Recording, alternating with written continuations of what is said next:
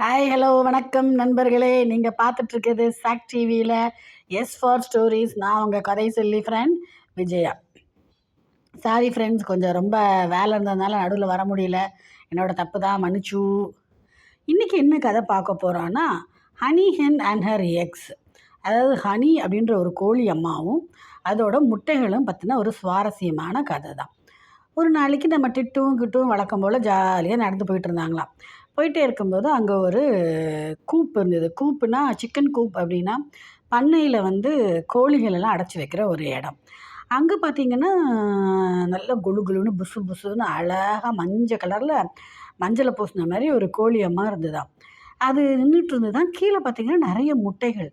அது மேலே போய் நல்லா கொக்கோ அப்படின்னு அப்படின்னு சொல்லிட்டு சவுண்டு கொடுத்துட்டு அந்த முட்டைங்க மேலே உட்காந்துக்குச்சான் ஜம்முன்னு. அவ்வளோதான், கிட்டுக்கு டென்ஷன் ஆகிடுச்சு. என்னது இந்த அம்மா பாசமான அம்மாவாக இருக்குன்னு பார்த்தா இப்படி மோசம் பண்ணுது. ஐயோ ஏம்மா ஏம்மா, நீ ஏம்மா அந்த முட்டைங்க மேலே போய் உட்கார்ற? அது உன் முட்டைங்க தானே, நீ விட்ட அதை அமுக்கி ஏறி உட்காந்து அமுக்கி உடச்சிருவ போலையே அப்படின்னோடனே அந்த கோழி வந்து ஒன்றுமே சொல்லலையாம்.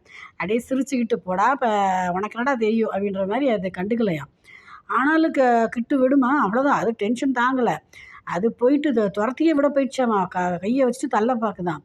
ஆனால் அப்போ சிரிச்சுக்கிட்டே அந்த கோழி அம்மா சொல்லிச்சா, எப்பா எப்பா ஒன்றும் இல்லை, நான் முட்டைகளெல்லாம் உடைக்கிறதுக்காக நான் உட்காரல.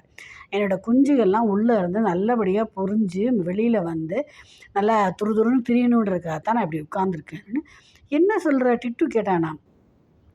நீ அது மேலே ஏறி உட்காந்து அதுங்க உடஞ்சிடாதா அப்படின்னோடனே, அதெல்லாம் உடையாது, நல்லா பரத்தி வச்சுருக்கேன் பார்த்தியா. நான் வந்து அதில் உட்காரும்போது என்னோடய அடி வயிறு தான் அதுங்க மேலே படும்.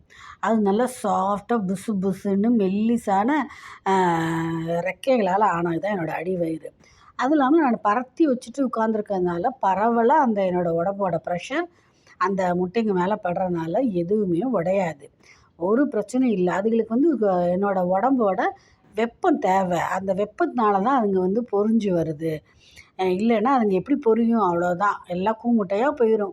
நல்லபடியாக குஞ்சுங்க வெளியில் வர வேண்டாமா அப்படின்னோடனே, ஆஹா இதுதான் ரகசியமா, இது எங்களுக்கு தெரியாமல் போயிடுச்சு. அம்மா அம்மா கோழி அம்மா எங்களை மன்னிச்சிடுங்க. நீ இதை நல்லபடியாக இதுக்கு பேர் வந்து அடகாக்கிறது அப்படின்னு நீ சொன்ன இல்லையா.